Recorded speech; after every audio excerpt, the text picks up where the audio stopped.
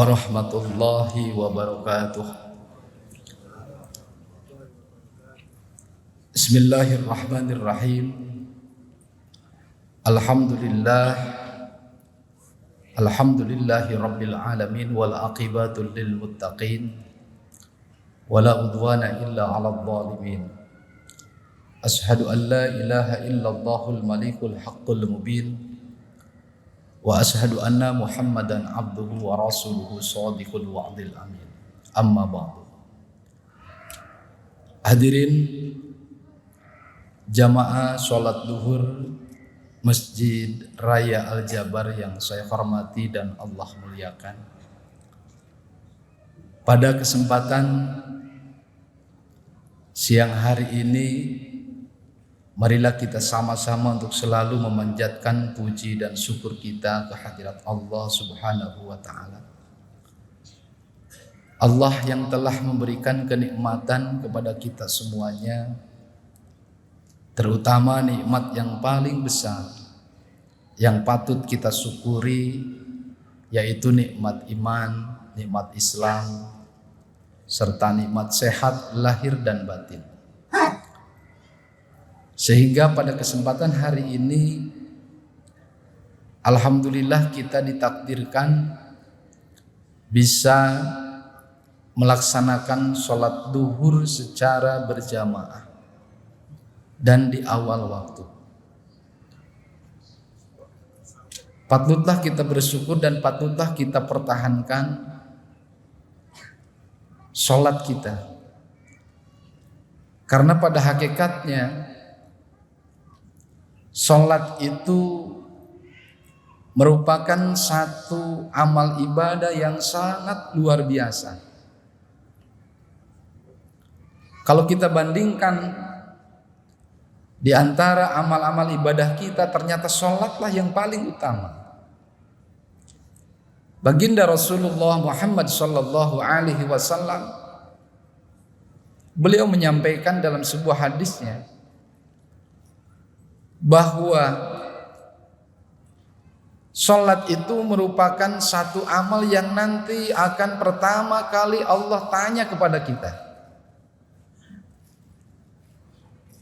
Kalau seandainya sholat itu lulus, sholat itu benar, sholat itu sesuai dengan ketentuan, maka amal yang lainnya pun akan mengikutinya.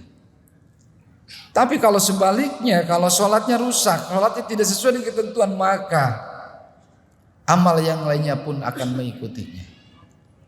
Oleh karena itu patutlah kita bersyukur kepada Allah, hari ini kita bisa melaksanakan sholat di awal waktu secara berjamaah.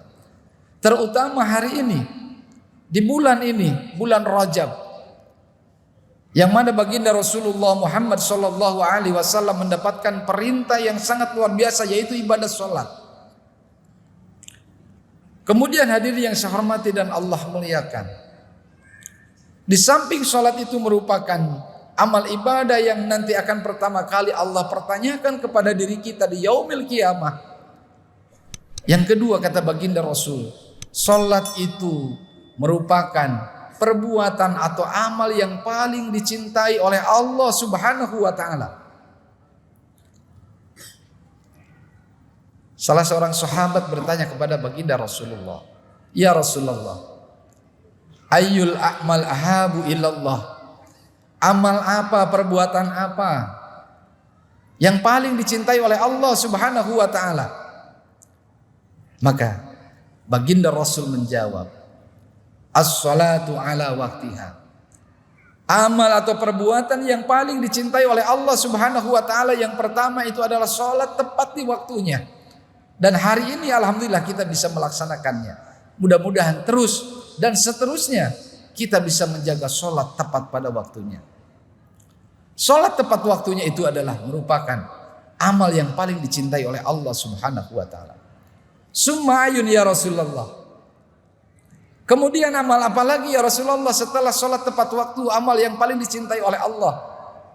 Baginda Rasul menjawab lagi, birrul walidain. Berbuat baiklah kepada kedua orang tua. Hadirin yang dirahmati oleh Allah Subhanahu wa ta'ala, hari ini kita bisa berada di sini Hari ini kita bisa melaksanakan ibadah kepada Allah. Salah satu jasa yang paling utama itu adalah kedua orang tua kita. Orang tua kita yang telah mendidik kita, orang tua kita yang telah membimbing kita, orang tua kita yang telah mengantarkan kita ke jenjang kesuksesan. Maka sangat niscaya sekali kalau seandainya kita menjadi seorang anak yang tidak berbakti kepada kedua orang tua. Maka pantaslah di antara amal yang paling dicintai oleh Allah Subhanahu wa taala, yang kedua itu birrul walidain, berbuat baiklah kita kepada kedua orang tua. Kemudian yang ketiga, hadirin yang dirahmati oleh Allah Subhanahu wa taala. Summa ayun ya Rasulullah, kemudian apa lagi? Al jihadu fi sabilillah.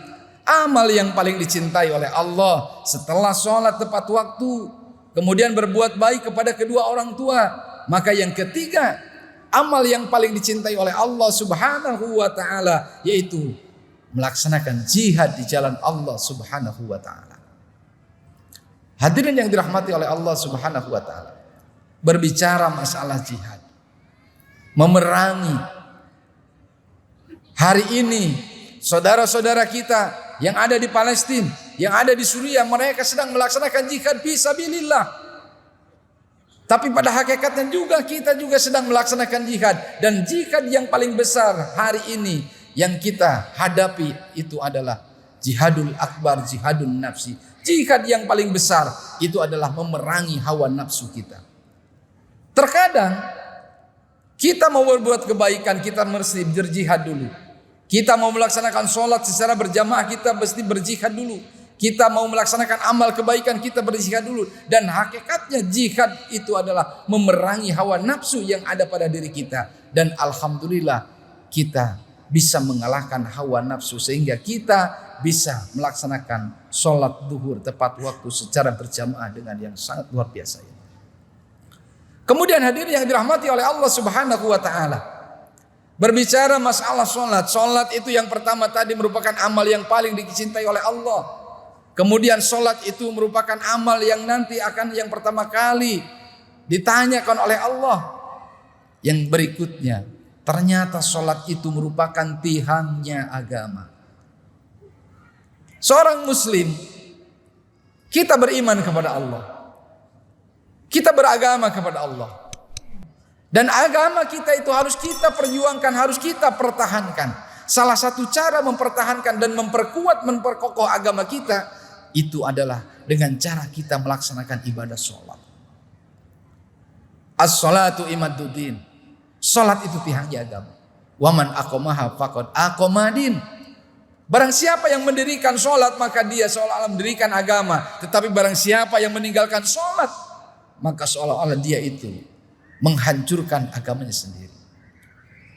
Nah kemudian hadirin yang dirahmati oleh Allah Subhanahu wa ta'ala, setelah kita memahami, mengetahui tentang fungsi daripada ibadah sholat itu, tentunya kita berharap bahwa ibadah sholat kita itu termasuk ibadah yang makbul, ibadah yang diterima oleh Allah. Dan salah satu ibadah yang diterima oleh Allah itu tiada lain adalah apabila kita melaksanakan ibadah sholatnya dengan penuh kehusuan, dengan penuh keikhlasan. Berbicara masalah khusyuk, hadirin yang dirahmati oleh Allah Subhanahu wa taala, Al-Imamul Ghazali dalam kitab Al-Ihya Ulumuddin menyampaikan bahwa apabila kita ingin menggapai sholat kita termasuk dalam kategori yang khusyuk, maka ada beberapa langkah, beberapa poin yang harus kita lakukan. Yang pertama, untuk menggapai sholat khusyuk itu, kita harus bisa menanamkan dalam diri kita hudurul qalbi. Kita harus bisa menghadirkan hati kita. Dalam konteks umumnya hudurul qalbi itu, kita harus bisa berkonsentrasi dalam melaksanakan ibadah. Kemudian yang kedua, setelahnya kita menghadirkan hati dalam pelaksanaan ibadah sholat, maka yang kedua kita harus bisa menanamkan kriteria yang kedua, yaitu at-tafahum. Kita harus bisa memahami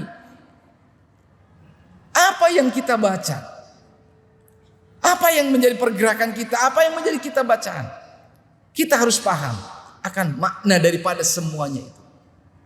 Kemudian yang ketiga, setelah hudurul qalbi, kemudian tafahum, maka yang ketiga, Pada saat kita melaksanakan ibadah sholat harus juga tertanam sifat al-haya. Kita malu kepada Allah Subhanahu wa ta'ala. Kalau seandainya kita sudah tertanam rasa malu pada saat pelaksanaan ibadah sholat, maka tentunya juga kita akan memperhatikan nilai kebersihan kita, nilai penampilan kita. Karena kita itu pada hakikatnya sedang berdialog, sedang berbicara, sedang menghadap yang maha kuasa Allah Subhanahu wa ta'ala. Kemudian yang berikutnya hadirin yang dirahmati oleh Allah Subhanahu wa ta'ala. Setelahnya hudurul qalbi, kemudian at-tafakum, kemudian al-haya. Maka yang harus kita tanamkan dalam rangka kita menggapai kehusuan kita dalam ibadah sholat, yaitu harus tertanam dalam diri kita ar-raja, pengharapan yang penuh kepada Allah Subhanahu wa ta'ala. Jangan sampai kita ada keraguan-raguan, jangan sampai diri kita itu ada kemang-mangan dalam setiap perbuatan ibadah kepada Allah.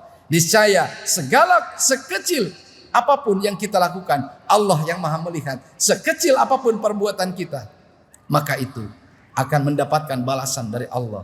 Wa may ya'mal misqala dzarratin khairan yarah, wa may ya'mal misqala dzarratin syarran yarah. Oleh karena itu hadirin yang dirahmati oleh Allah Subhanahu wa ta'ala, di bulan Rajab ini, bulan yang istimewa, bulan yang sangat luar biasa, sehingga baginda Rasul bahkan kita sering mengikutinya, sering berdoa kepada Allah, Allahumma barik lana fi Rajab wa Sa'bana wa ballighna Ramadan. Kita berharap dengan sampainya kita di bulan Rajab, semoga Allah menyampaikan kita juga nanti di bulan Sa'ban dan sampai kita ke bulan suci Ramadan, bulan yang sangat dimuliakan oleh Allah Subhanahu wa ta'ala. Di bulan Rajab ini merupakan sejarah atau momentum yang sangat luar biasa, akan mendapatkan perintahnya sholat dari Allah. Oleh karena itu semoga apa yang kita lakukan hari ini, sholat secara berjamaah di awal waktu, terus kita pertahankan. Bahkan kita semuanya bisa menggapai dengan kriteria sholat yang khusyuk. Amin, amin, ya rabbal alamin. Demikian yang dapat kami sampaikan dalam kultum singkat ini. Terakhir mari kita bersama-sama berdoa kepada Allah. Allahumma salli wa sallim wa barik alaihi. Amin, ya Allah, ya rabbal alamin. Allahumma inna nas'aluka salamatan fid din, wa afiatan fil jasadi, wa ziyadatan fil ilmi, wa barakatan fil rizqi, wa taubatan qablal maut, wa maghfiratan ba'dal maut, wa rahmatan indal maut. Allahumma hawwin alaina fi sakaratil maut, wan najata minan nar, wal afwa indal hisab. Allahumma inna nas'aluka ridhaka wal jannah, wa na'udzubika min syahtika wan nar. Rabbana taqabbal du'ana salatana wasiyamana wa qiyamana warruku'ana wasujudana wa tasbihana wa tadarru'ana wa tammim taksirana ya Allah ya rabbal alamin. Rabbana atina fid dunya hasanah wa fil akhirati hasanah wa qina adzabannar walhamdulillahi rabbil alamin. Kekurangan mohon maaf, akhirul kalam, wallahul muwaffiq ila aqwamit thoriq. Wassalamu alaikum warahmatullahi wabarakatuh.